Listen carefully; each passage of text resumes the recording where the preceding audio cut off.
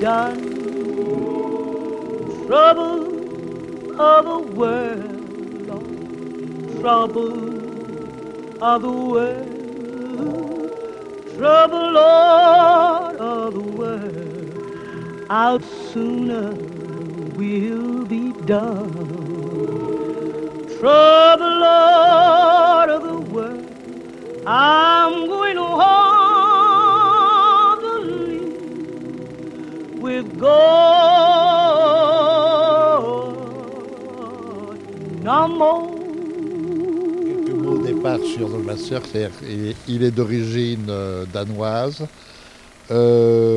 Il commence par le théâtre, metteur en scène de théâtre en Allemagne, au Danemark, en Allemagne et même un peu en Suède.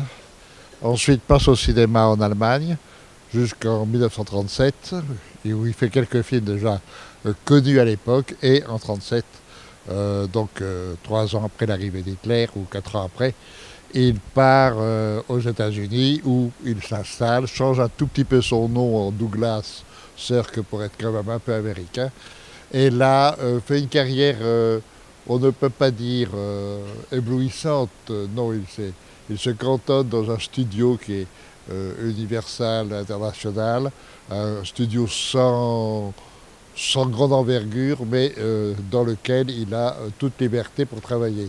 Et en même temps, il travaille aussi sur différents genres, mais disons que sa spécialité, et ce qui le rend encore aujourd'hui très célèbre, c'est le mélodrame revisité, le mélodrame américain revisité, en fonction aussi du mélodrame européen. Donc ça devient tout à fait passionnant de voir son cinéma, et en particulier ce film, donc, qui est son dernier film, qui reprend déjà une histoire qu'il avait traitée en 1930 en Allemagne, de le voir donc terminé par ce film, qui est certainement de tous les mélodrames de l'histoire du cinéma le plus extraordinaire. En général, je m'amuse à dire ça, les directeurs de salle devaient payer 2 ouvreuses de plus pour à la fin nettoyer les larmes qui sont par terre. Bon. Quels sont ceux qui voient le film pour la première fois? J'apprends beaucoup de gens finalement. Oui. Et ceux qui l'aviez déjà vu? Ah oui, pas beaucoup. Voilà. Hein? C'est ça, bah, c'est la date de sa sortie. C'est un film qui a eu quand même un retentissement, bon, d'autant plus que sous ses allures de mélodrame, sous ses allures, malgré tout son apparat de mélodrame poussé jusqu'à ses conséquences extrêmes, c'est rarissime de voir un cinéaste aller à ce point au bout du mélodrame. Il n'empêche évidemment qu'il traitait quelques sujets intéressants, dont celui des Noirs en Amérique. Nous sommes justement à une époque où le problème noir est très présent aux États-Unis, et même va devenir encore beaucoup plus urgent quelques années plus tard, à partir des années 62-63, toute cette époque où, en fin de compte, il y a eu une sorte de changement d'attitude envers les Noirs aux États-Unis. Et le film, de ce point de vue, est quand même, lui aussi, est important, puisque c'est... Enfin, aux États-Unis, à ce moment-là, on n'imaginait pas de faire un film où une femme blanche, une femme noire vivent ensemble, etc., sans idée raciste, et en même temps montrer le problème noir de façon concrète, ou en tout cas pas concrète, mais en tout cas de façon très présente, comme Douglas Sirk le fait dans ce film. Ce qui est intéressant chez Douglas Sirk, et c'est pas pour rien qu'il a eu une très grande influence en Allemagne après la guerre, et en particulier par le plus grand cinéaste allemand d'après la guerre, c'est-à-dire de Fassbinder. Et Fassbinder s'est réclamé totalement de Douglas Sirk, de son esthétique et surtout de sa conception, c'est-à-dire inverser le mélodrame, je dirais presque en le retournant, au lieu de faire en sorte que, en général dans le mélodrame, le- l'imaginaire ou le sentimental ou les situations mélodramatiques l'emportent sur le réel. Ce qui est intéressant chez Douglas Sirk, et ce que reprend très précisément Fassbinder, c'est de faire que c'est le réel qui devient le sujet même du mélodrame. Les personnages se réfugient dans un autre monde, ou un monde euh, dans lequel ils essayent justement d'échapper à la réalité, et cette réalité va introduire les éléments de vérité qui sont ceux des sentiments, ceux des véritables façons d'être et réactions d'être. C'est ça qui est très intéressant, parce que c'est cette inversion. Quand vous regardez bien, si vous réfléchissez au film, vous voyez que tout est fait sur des choses, au fond, très réalistes. C'est filmé, bon, c'est filmé de façon admirable, mais sans jamais donner l'impression de quelque chose qui colore le récit ou la vision du film. Bon, là, Douglas Sirk, l'un des plus grands chefs opérateurs de l'époque et un des plus grands chefs opérateurs de la couleur. Et comme vous avez pu constater, ça ne se remarque pas. Bon, même si la copie est peut-être pas aussi bonne. Oui, pardon. Ah,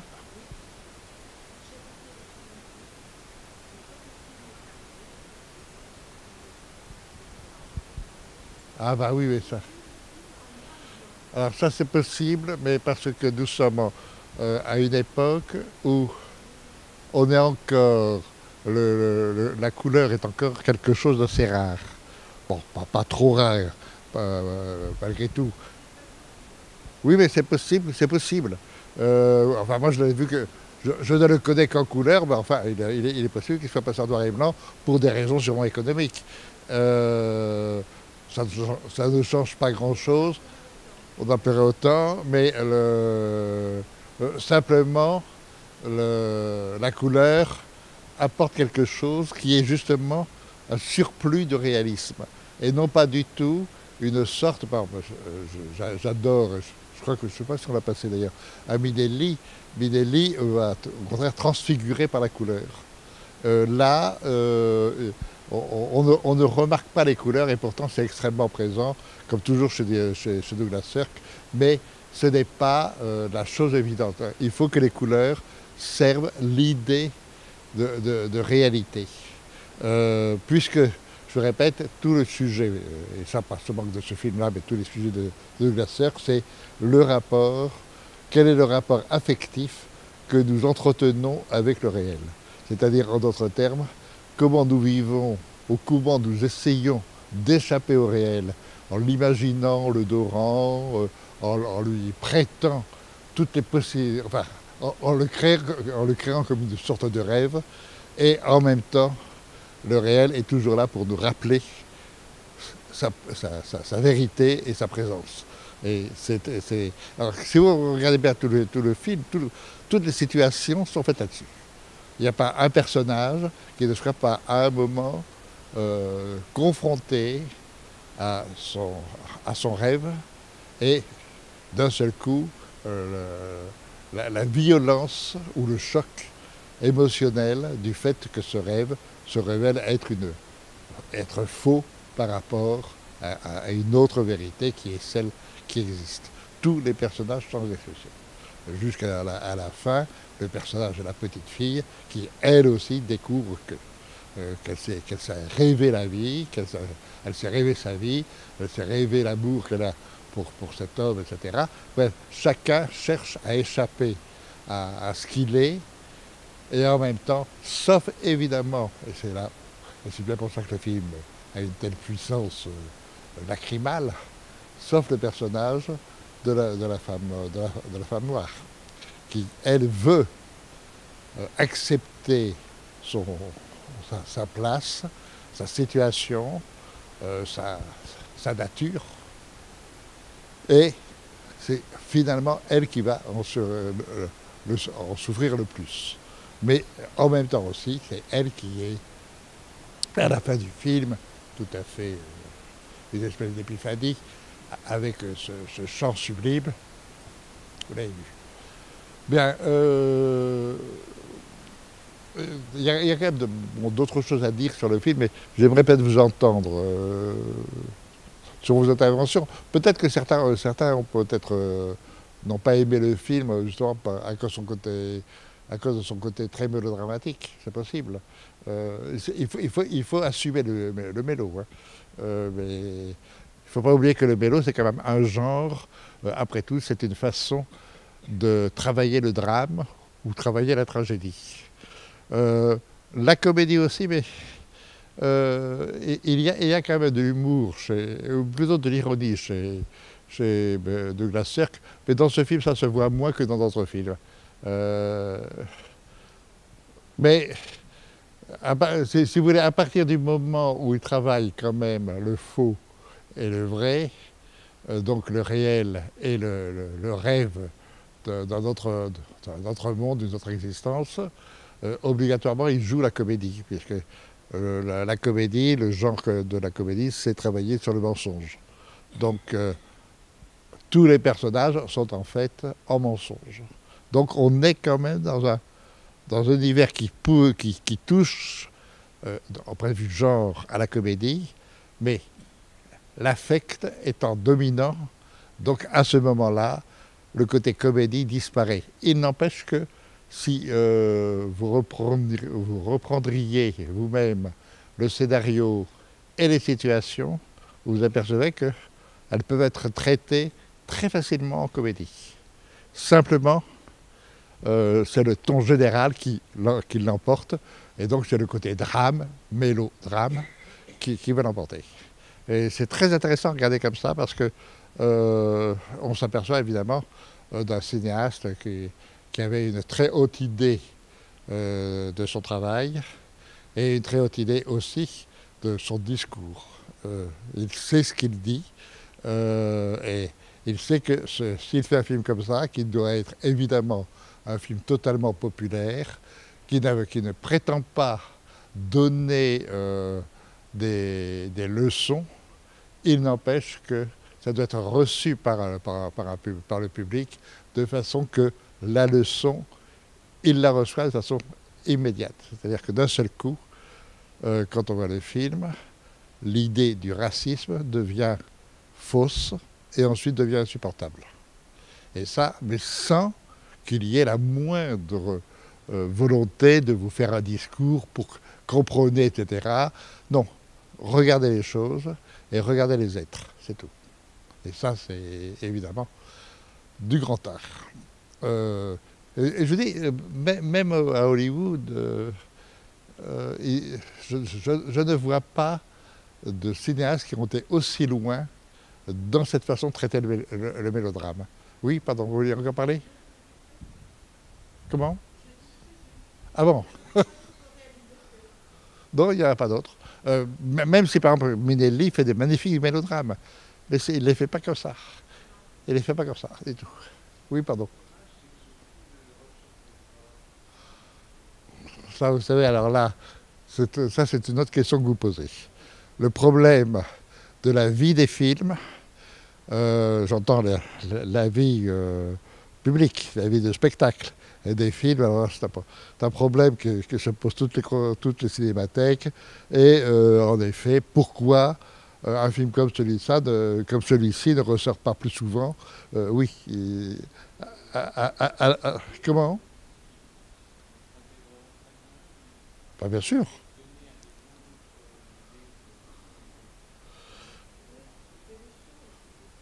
Oui, non, mais de toute façon, ça je suis tout à fait d'accord. Mais alors là, aller savoir ce qui est dans la tête des distributeurs, pourquoi un film, on le sort, au contraire, on l'enterre. Alors là, comment? Ah oui, c'est ça, mais c'est un film que. C'est pour ça que je n'étais pas étonné que beaucoup de gens ne l'aient pas vu. C'est un film qui est peu connu de Douglas Sirk. Il y a des films, par exemple. Comment? Ah non, 15 jours ailleurs, c'est de Minelli. Hein. C'est dominer l'humain, c'est différent. Mais c'est magnifique. Non, mais par exemple, La Ronde de l'Aube, ou Le Secret magnifique, ou Le Temps d'aimer ou Le Temps de mourir, qui sont des films magnifiques, mais qui sont en effet, en fin de compte, Douglas Sirk est un cinéaste qui n'est pas, enfin, en dehors des cinéphiles, qui n'est pas assez connu par le grand public, alors que c'est fait pour lui. On ne peut pas faire plus grand public que ce film, enfin, que ce cinéma. Oui, pardon.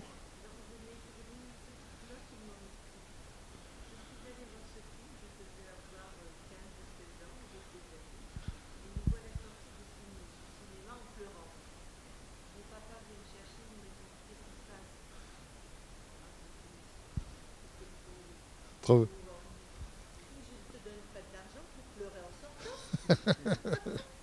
Oui, c'est vrai, mais je dis, je ne crois pas qu'il y ait un film plus lacrymal, enfin, dans le bon sens, hein, dans le bon sens, parce que bon, il y a d'autres films qui font pleurer trop facilement, mais là, on ne cherche pas à faire pleurer directement, on oblige le spectateur à regarder et à ressentir, c'est tout. Et à ce moment-là, euh, et en plus, il y a une autre chose que je trouve très beau, c'est qu'aucun personnage, même le personnage de la jeune fille, nous, blanc-noir, est un personnage qui aurait pu facilement être odieux. Il n'y a pas un personnage qui soit odieux, méprisable, etc. Aucun. Non. Ah, oui, mais attention, là c'est une autre question qui est posée, une double question qui est posée.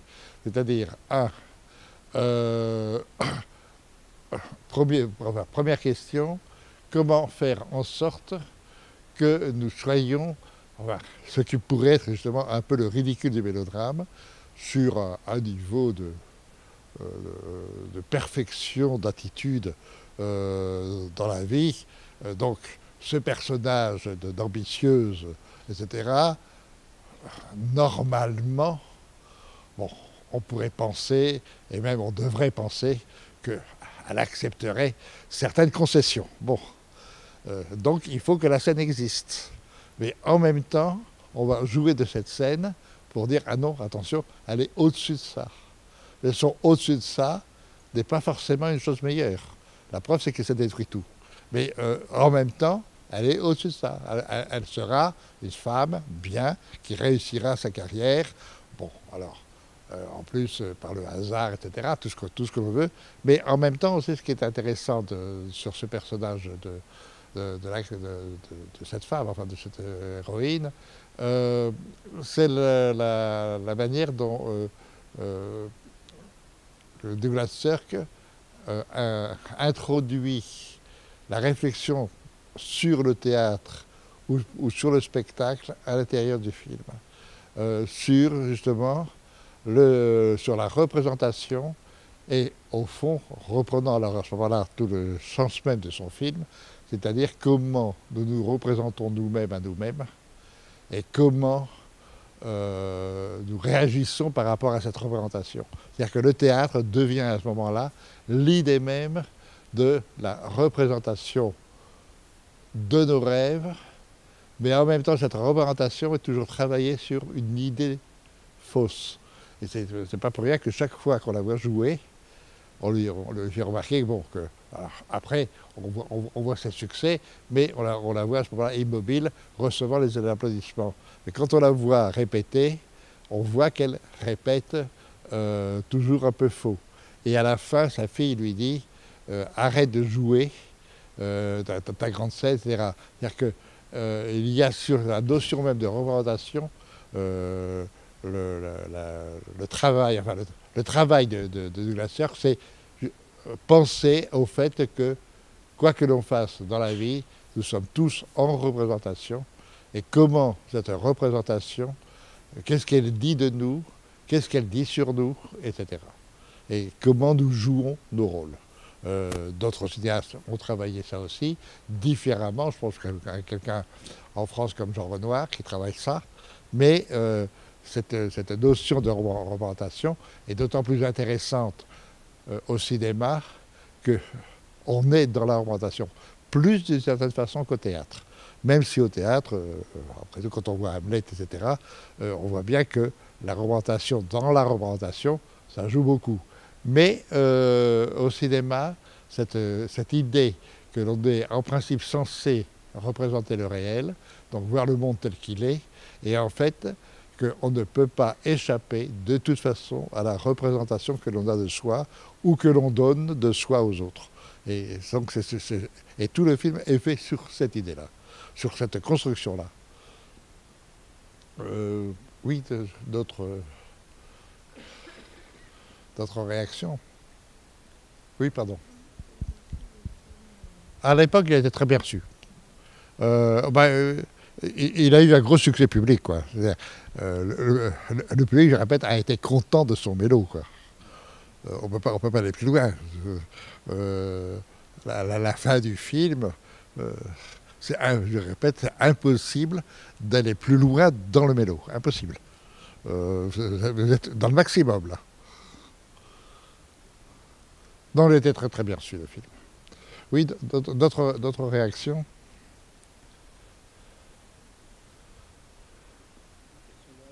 Oui. De Steve.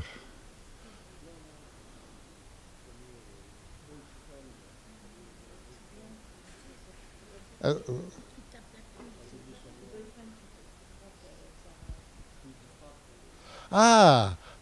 ça c'est une scène magnifique, ça. En plus, admirablement travaillé. Oui, tenez, prenons la notion, prenons cette scène-là.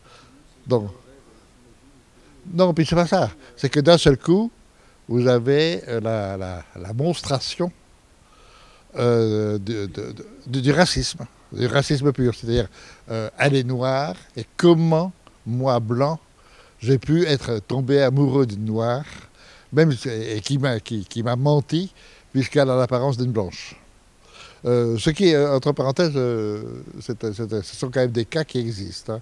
Des gens qui sont d'origine noire, mais qui sont blancs. Moi, j'en ai connu un. J'ai connu comme ça un noir blanc. Donc, ça existe.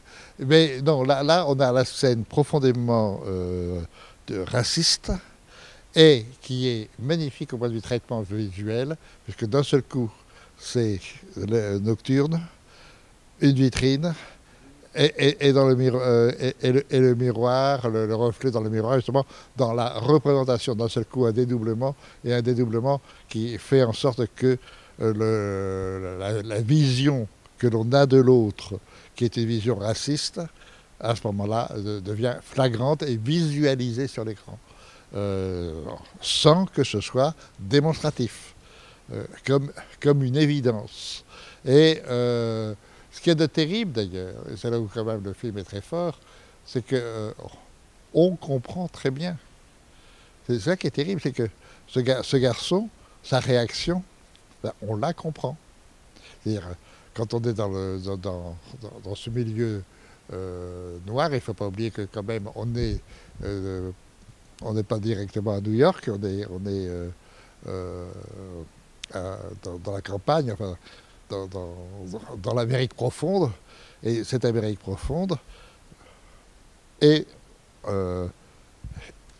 surtout à l'époque, est encore très marquée par le racisme naturel, un racisme violent naturel. Donc Douglas Sirk le fait ressortir violemment. Mais cette séquence, évidemment, est terrible. C'est dans le film peut-être la plus violente. Et en même temps, tout le personnage de la jeune fille devient très évident.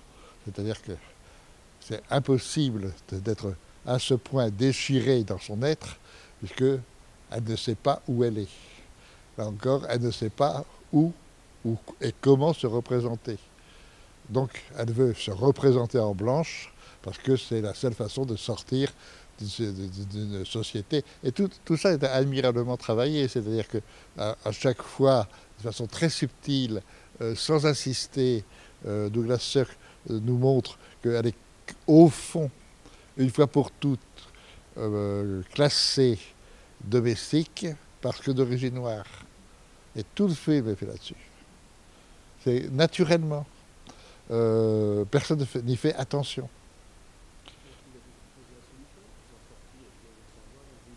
Oui, c'est ça, mais de toute façon, tout le début du film, c'est sur la pauvreté. On commence quand même par la pauvreté, et sur un autre thème alors américain, qui est celui de la réussite. Ce qui est très, très fort dans le film, c'est de montrer à quel point le mythe impératif de la réussite individuelle américaine, ce que ça peut entraîner, et en même temps, en effet, parce que c'est une représentation qui habite tout Américain, il faut réussir, c'est impératif, il faut réussir individuellement, seul, imposer sa réussite, c'est ce que fait l'héroïne du film, notre comédienne, notre héroïne, enfin, la femme du film, et tout le film est fait sur cette idée-là. Ce n'est pas une critique je dirais, du mythe américain.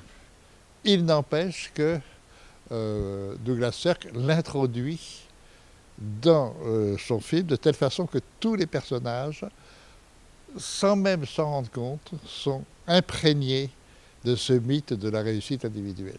Et reprenez encore tous les personnages et toutes les situations, c'est fait là-dessus. Mais sans que ce soit ouvertement démonstratif, jamais. Mais vous l'avez, tous les personnages, et en particulier le personnage de notre comédienne qui veut absolument réussir, et réussir que par elle-même, que par ses qualités. C'est pour ça que la scène où on lui propose les choses pas bien pour réussir, non, il faut qu'elle réussisse parce que c'est le mythe même américain, la réussite individuelle, et donc tout le film va se fonder là-dessus. Et sans exception, et la seule c'est ça qui est très beau en définitif dans le film, c'est que la vraie réussite individuelle, c'est celle de la femme noire. Mais individuelle, celle-là. Ce n'est pas une réussite sociale, c'est une réussite par rapport à la société, c'est une réussite par rapport à soi-même.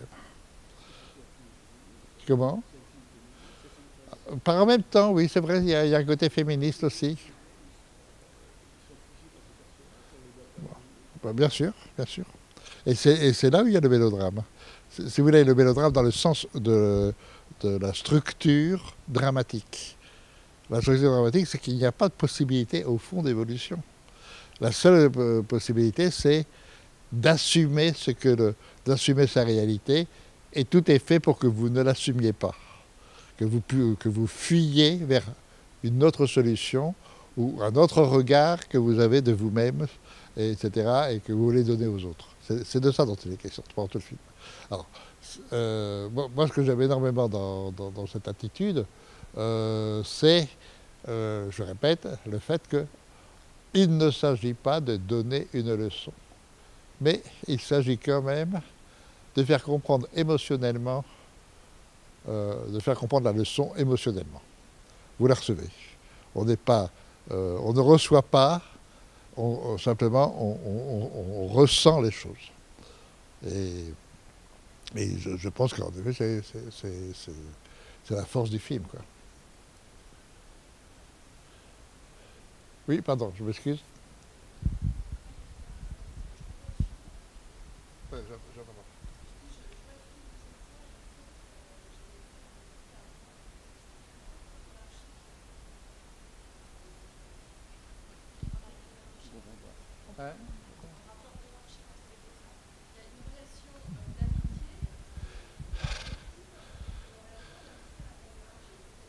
Oui, bien sûr.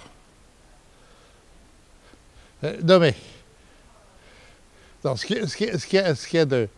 c'est tout le début du film, qui est d'ailleurs en plus très important. C'est d'abord une plage immensément populaire que l'on voit, perte d'un enfant et redécouverte de cet enfant avec une autre petite fille, etc. Donc la façon, dans la scène d'ouverture, de faire connaissance des personnages principaux qui vont habiter tout le film et agir tout le film, c'est dans cette séquence. Et dans cette séquence, nous est dit d'emblée que la noire assume totalement le rôle extrêmement sous-classe sociale qui lui est attribuée, et elle l'assume. Et elle l'assume, elle va l'assumer jusqu'au bout. Donc par rapport à l'autre femme, bon, d'emblée, ben d'accord, je suis pauvre, vous pouvez me recevoir, vous pouvez m'héberger, mais en même temps, je ferai tout pour vous. Et d'un seul coup, se met en position de domesticité, puisque je suis noir. Et comment? Oui, non, elle ne l'a pas au début, l'argent.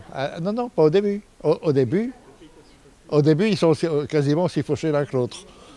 Mais au point de vue classe sociale, il est évident que la femme blanche a toutes ses chances. Et tout ça est répercuté sur la fille, la jeune fille blanc-noire, quoi, qui ressent très violemment cette chose, que d'emblée, il y a une injustice sociale et donc une injustice individuelle.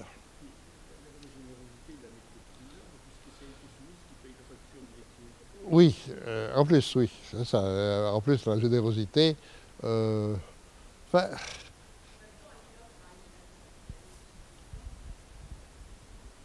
ah non, oui, non, mais c'est vrai, mais bon, là aussi, il y a une intelligence dramatique. Il y a peu de chances que cette situation-là, dans la vie réelle, se réalise. Bon, donc, on le comprend. Mais justement, c'est parce que cela est posé comme tel qu'à ce moment-là, on peut développer les idées fortes qui nourrissent le film, et en particulier sur le racisme. Donc il fallait passer par là. Si vous voulez, l'art dramatique, de quelque façon qu'on envisage, doit exagérer. Il faut toujours que les effets soient un peu exagérés. Donc cette situation, on l'exagère dans le sens où, si on voulait le traiter, enfin faire un documentaire sur le réel, c'est pas possible. Mais tel que l'action au départ commence, c'est possible. Et c'est une idée très intéressante, puisque on perd un enfant, une enfant, et en même temps, on va retrouver des enfants, on va les unir. Et peu à peu, et en même temps, en plus, un jeune homme qui va être l'amoureux perpétuel et constamment refoulé, et dans cette scène d'ouverture. Donc, à ce moment-là, tout le film peut découler de cette donnée qui est traitée de façon précise, c'est-à-dire d'un point de vue tout à fait réaliste. Regardez et rappelez-vous les premiers plans du film, c'est-à-dire la vue de la plage, etc., avec toute la population sur la plage. On est quasiment comme une caméra, je dirais presque de surveillance, quoi. Et donc, on est dans un contexte qui n'est absolument pas transcendé, émerveillé, dans un contexte réel. Et à ce moment-là, une situation sociale et une autre situation sociale, deux situations sociales. Une qui va pouvoir s'améliorer parce qu'on est blanc, l'autre qui ne peut pas s'améliorer parce qu'on est noir. Et à partir de ce moment-là, tout le film découle de ça. Mais là encore, il convient de travailler les données premières d'une dramaturgie pour pouvoir développer cette dramaturgie, surtout, je vous le répète une fois de plus, quand on ne veut pas faire un discours démonstratif. Simplement regarder et ressentir, c'est tout. Je reviens à ça, c'est le but du film.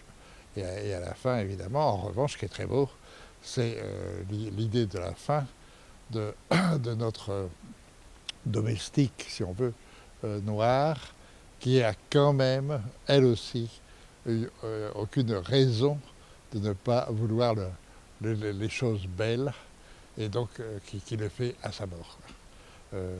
4 chevals blancs pour euh, pour tirer corbillard, la cérémonie avec le chant à l'église, enfin un superbe enterrement.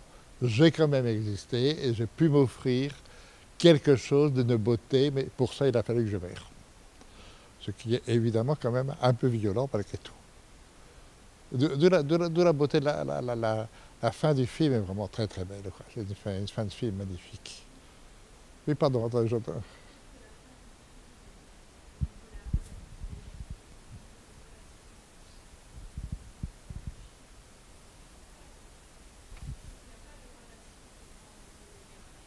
Ah non.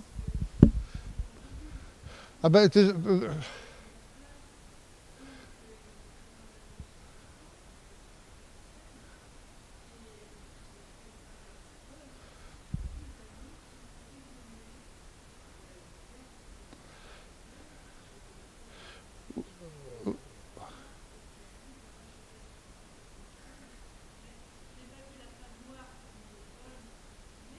non.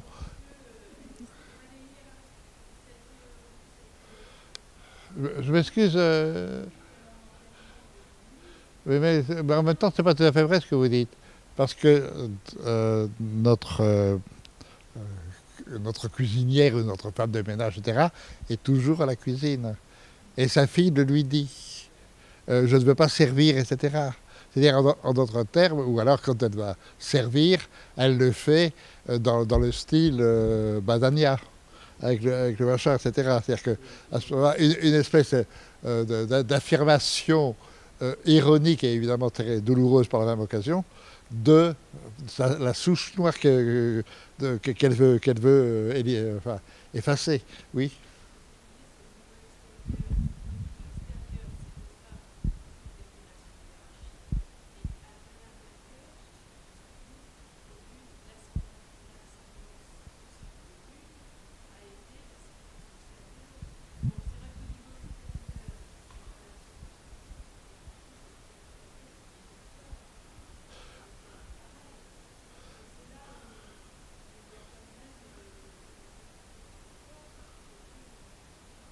Oui, et avec en plus une autre idée aussi qui est très forte, qui est dominante, c'est l'idée de la maternité, de la mère.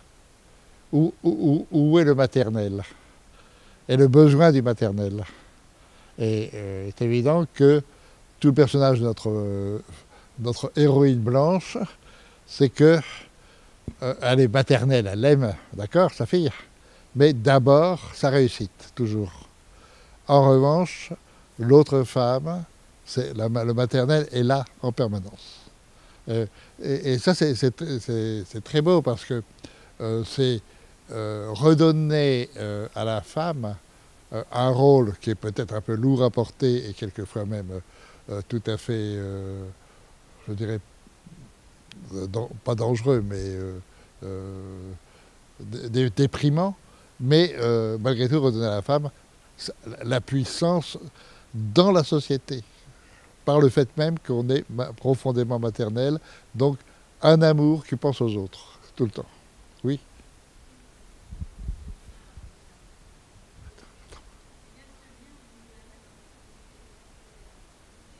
oui.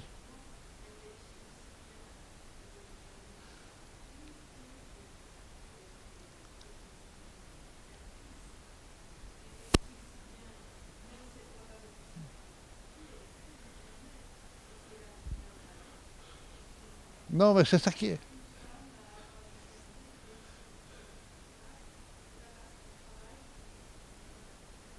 Oui, mais justement, ça pose quand même dans la vie réelle, ça pose des questions, ça pose problème.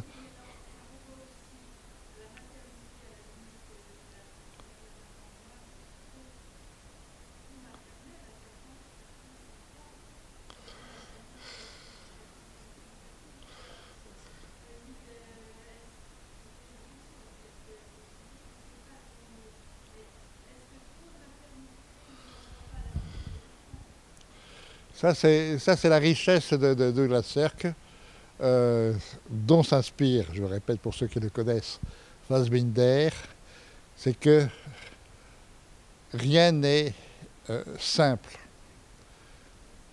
Si on prend la maternité, c'est pas simple. Si on est très maternel, ça peut être aussi dangereux que si on ne l'est pas. Donc, c'est quand même travailler ce type de vérité. Comment? Ce que Sarah Jane reproche à sa mère, c'est pas un excès d'amour, Non. c'est qu'elle ne remet pas en cause l'ordre qui lui fait mal et qui la fait souffrir. Absolument. Et ce qu'elle lui reproche, C'est de ne pas se c'est de révolter. l'avoir armée pour C'est ça. vivre dans ce monde, C'est de ne pas se révolter. pas se révolter. Sarah Jane est révélatrice de cette violence qui est faite à ces femmes et à ces noirs, cette égalité sociale. Et cette violence va être manifestée par ce jeune amoureux qui va la battre, etc. Non, non. Le film à mon avis, est parfait dans. Ce qui fait qu'elle n'est pas du tout odieuse, cette jeune femme, Ah non, parce mais, qu'elle est elle-même, ah non, mais elle souffre de toute façon. elle la prive même de sa mère par cette violence. Ouais.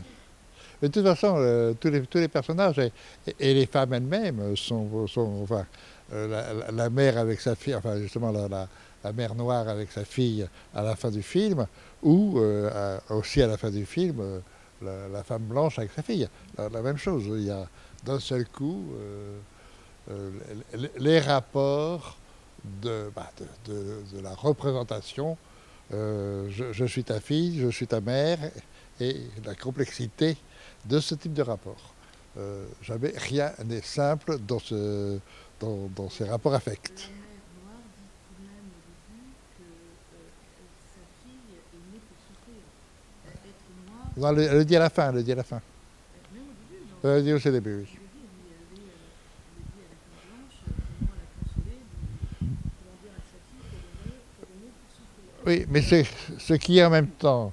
Il faut bien rappeler que le film est de 58 et que là, sans avoir été touché, Douglas Sirk rappelle que les Noirs, encore en 58, bon, on n'est plus dans l'esclavage, il n'empêche qu'il y a une frontière qu'ils ne peuvent pas franchir à ce moment-là.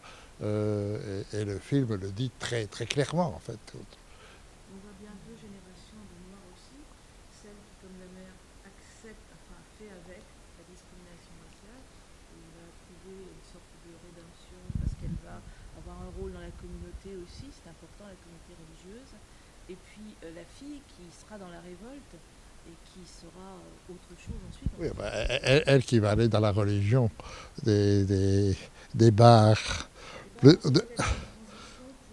Pour autre chose, oui. Absolument. Bien, bah, je sais pas si. Ah oui, allez-y, pardon. Comment est-ce qu'on aurait pu imaginer faire un mélodrame en montrant que des personnages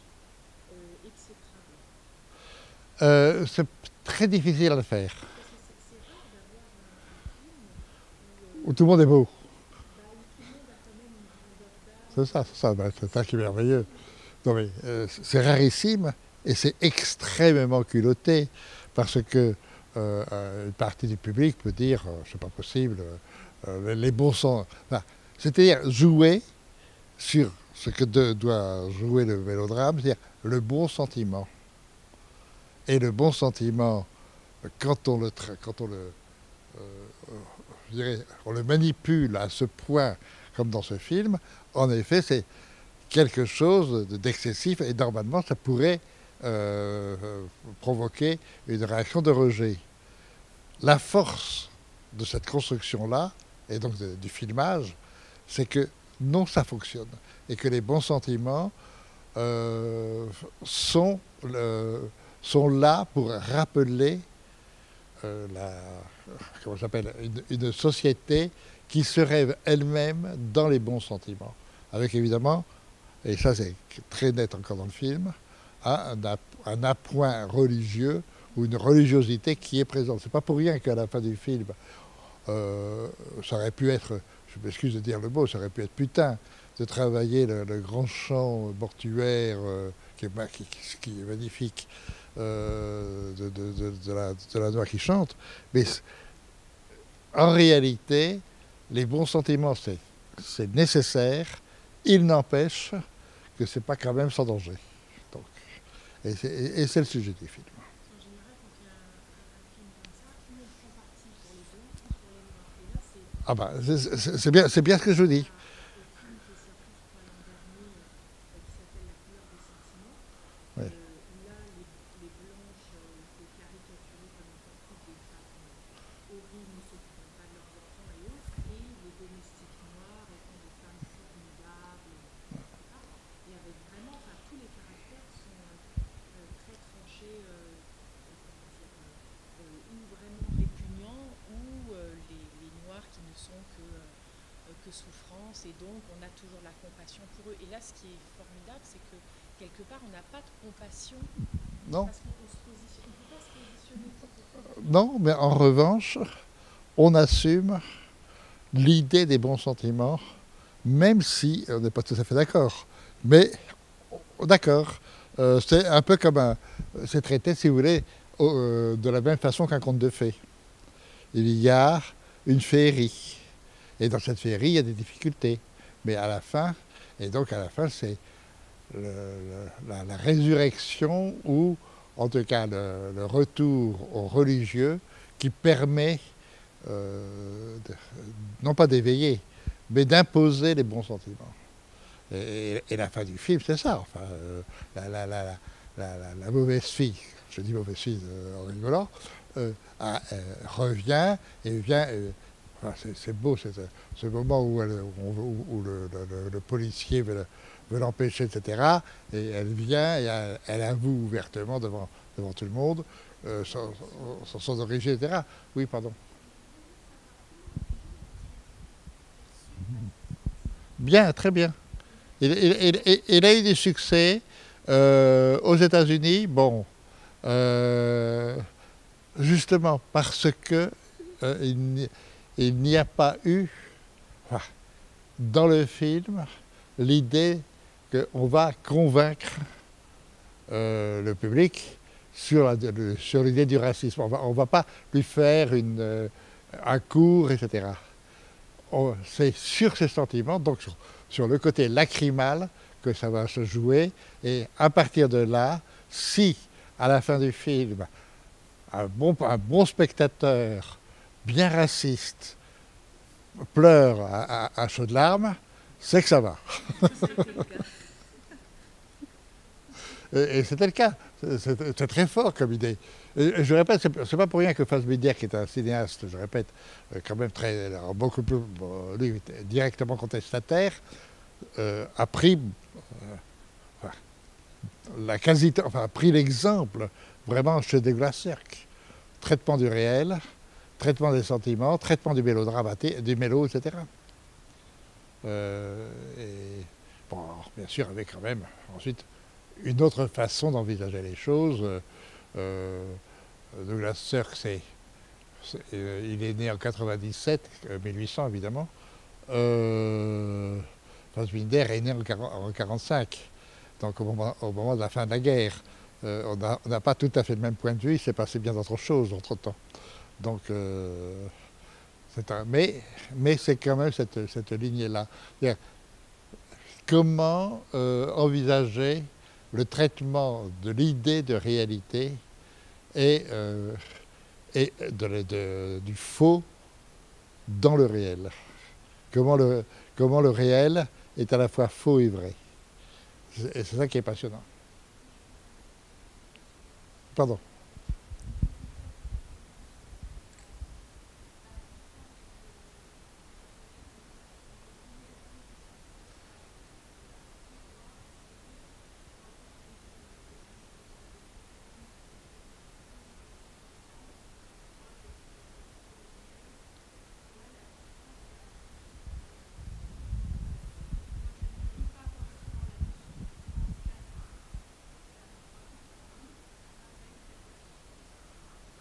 Ah.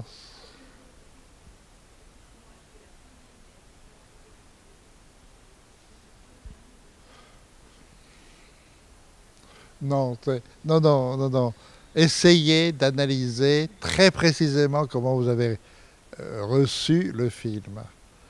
je m'excuse, c'est donné d'emblée comme une évidence que la femme noire doit être la servante de la femme blanche.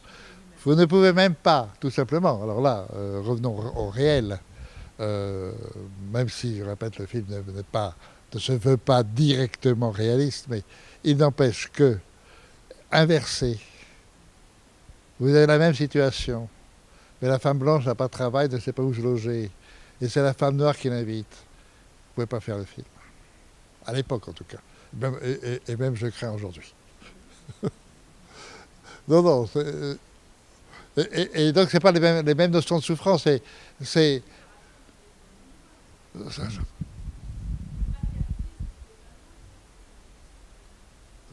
Macartisme, on n'était pas loin. ah, il a le macartisme à 8 ans. Ah, oui, mais attendez. Non, mais confondez pas. Le macartisme, c'est autre chose. Ce n'est pas directement le racisme. Le racisme, c'est ce bon, qui a quand même cours aux États-Unis à l'époque. Et évidemment, je ne parle pas de la guerre de sécession. Je ne parle pas de tous les lynchages d'avant la guerre de 40. Je ne sais plus combien. Il y a eu près de 2000 ou 3000 lynchages de Noirs de 1914 à 1940. Donc, lynchage mort, hein, avec les morts. Donc, on ne peut pas dire que le problème raciste n'était pas déjà préexistant et McCarthy n'est pas dans le racisme, c'est dans le racisme anti-noir, c'est autre chose, c'est par rapport au communisme, c'est par rapport à la Russie. Non, en revanche, le problème racial devient en effet crucial à partir, déjà avant les années 60, mais à partir des années 60. Ça commence avec la femme noire dans un autobus. Comment? C'est ça, Rosa Parks, etc. Et donc, ça précède. Le film est après, il ne vient pas. Le film est avant. Le film prend en compte le racisme ambiant qu'il y a à l'époque.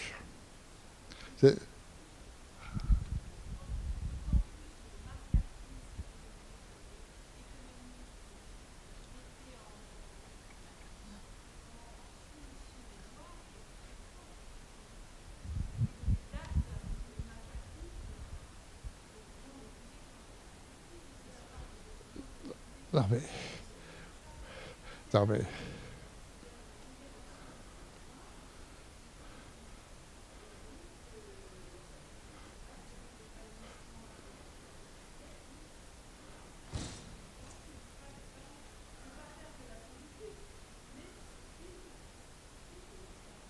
Non mais je veux dire que c'était des sujets... Non, ce qui est intéressant aux États-Unis, c'est qu'après la guerre de 40, donc en 1945, quelque chose de très fort est en train de se passer dans les couches sociales, en profondeur. Et peu à peu, en effet, le macartisme, ce que je voudrais vous redire, n'est pas directement lié à ça. Bien sûr que ça y est dedans, mais ce n'est pas directement lié. C'est pas lui. C'est vraiment Harlem, la façon dont les Noirs sont traités dans beaucoup d'États, l'injustice sur des Noirs, le chômage, etc. Enfin, les conditions véritables. Et c'est ça qui va enclencher la grande révolte noire qui commence dans les années 60-62 et qui va atteindre les années 70 avec Luther King, etc. Ah oui, non mais écoutez... Non mais je sais, non mais... on va refaire toute l'histoire des États-Unis. Non mais on n'est pas en désaccord. Simplement, ce qui est important, c'est, historiquement parlant, les mouvements et ce que font ces mouvements-là pour changer des états de fait et des états de mentalité. C'est ça qui est important. Et en plus, Douglas Sirk, je vous répète, n'est pas même s'il est à ce moment-là naturalisé américain, n'est pas américain. Et il va finir sa vie à Locarno en Suisse. Donc on ne peut pas dire qu'il se pose un problème totalement américain. Il n'empêche qu'il constate et il prend en compte justement ce constat et cette chose tellement naturelle. Ça me fait penser à ce qui s'est passé en France avant la guerre de 40. Je ne dirais pas tout le monde, il ne faut pas exagérer, mais l'antisémitisme était naturel. Tout le monde était antisémite. Si on n'était pas juif, on était tranquillement antisémite, mais sans méchanceté. Et on a vu le résultat en 42-43. Donc il faut reprendre les choses comme ça. C'est-à-dire qu'il y a un état d'esprit général, accepté, assumé, et puis ensuite, qu'est-ce qui se passe? Et qu'est-ce que ça donne quand d'un seul coup, il y a crise? Et à ce moment-là, évidemment. Et ici, il prend cet état de choses. Comment? Oui, attendez, j'ai eu le temps de commencer là-dessus parce que c'est plus le sujet. Comment? Oui, là, j'ai ouvert un tiroir. Oui. Mademoiselle, je crois, attendez, oui.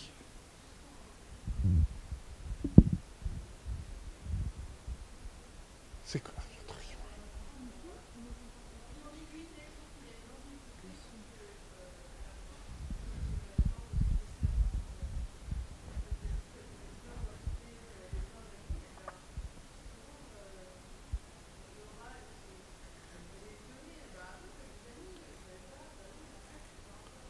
Oui, oui.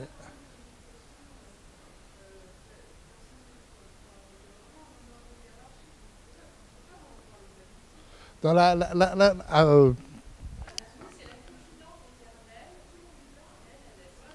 ça. Elle est là, justement, maternellement. Elle est là pour guérir, elle est là pour soigner, elle est là pour servir.